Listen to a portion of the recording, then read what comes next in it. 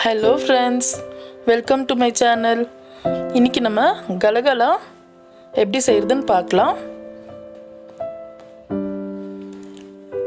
இப்போ ஒரு பவுல்ல நம்ம மைதா சேர்த்துக்கலாம். 2 கப் மைதா. ஒரு 1/4 கப் ரவை சேர்த்துக்கலாம். இது ரவை நெய்யிலையும் ஊற வச்சு சேர்த்துக்கலாம், அப்படியே கூட சேர்த்துக்கலாம்.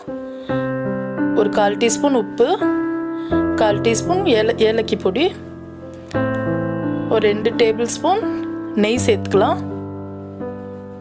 எல்லாம் சேர்த்து ஒரு தடவை மிக்ஸ் பண்ணி விடுங்க. அப்புறம் நம்ம அரைச்சி வச்ச சுகர் சேர்த்துக்கலாம். உங்களுக்கு எவ்வளோ சுகர் தேவையோ அவ்வளோ சேருங்க. நான் இந்த 3/4 கப்பு சேர்த்துருக்கேன்.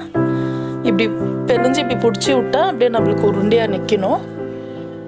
இப்போ மாவை வந்து பெலியும் போது கொஞ்சம் கொஞ்சமாக பால் சேர்த்து பெரிஞ்சிக்கலாம். தேங்காய் பால் கூட சேர்க்கலாம், அப்படி இல்லைனாக்கா நம்ம பசும்பாலும் சேர்த்துக்கலாம். கொஞ்சம் கொஞ்சமாக பெரிஞ்சிக்கோங்க. ஏன்னா நிறைய பால் ஊற்றிட்டாக்கா நம்மளுக்கு ரொம்ப இலக்கமாகிடும். அதனால் கொஞ்சம் கொஞ்சமாக தெளித்து நம்ம பெரிஞ்சிக்கலாம். பாருங்கள், இப்படி பெரிஞ்சு இது ஒரு 1/2 மணி நேரத்துக்கு ஊறட்டும். இப்போ மாவு ஊறிடுச்சு, 1/2 மணி நேரம் ஆயிடுச்சு. இப்போ நம்ம இதை சின்ன சின்னதாக உருண்டை பிடிச்சிக்கலாம். அப்போ தான் நம்ம உருட்டுறதுக்கு ஈஸியாக இருக்கும். இப்படி சின்ன சின்னதாக உருட்டி வச்சுக்கலாம். இப்படி சின்ன சின்னதாக நம்ம சேர்ந்து வச்சுக்கலாம். இப்படி ஒரு ஃபோர்க் ஸ்பூன் எடுத்து பாருங்கள், இந்த மாதிரி சின்ன சின்னதாக பண்ணி இப்படி ஃப்ளாட்டாக பண்ணி நம்ம இப்படி உருட்டிக்கலாம். நம்ம யூஸ் பண்ணாத புது சீப்பாக இருந்தாலும் அதுலேயும் நம்ம உருட்டிக்கலாம். ஆனால் நான் ஸ்பூனில் உருட்டிக்கிறேன்.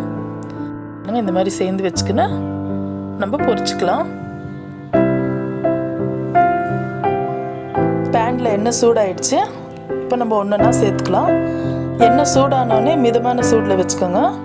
ஏன்னா ரொம்ப சூடாக இருந்த எண்ணெய் ஃபுல்லு மேலே ப்ரௌன் ஆகிடும், உள்ளே வேகாது. மீடியம் ஃப்ளேமில் வச்சு இது பொரித்து எடுத்துக்கலாம்.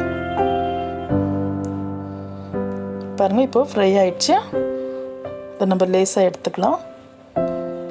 மிச்சம் இருக்கிறத கூட நம்ம அதே மாதிரி எல்லாமே ஃப்ரை பண்ணி எடுத்துக்கலாம்.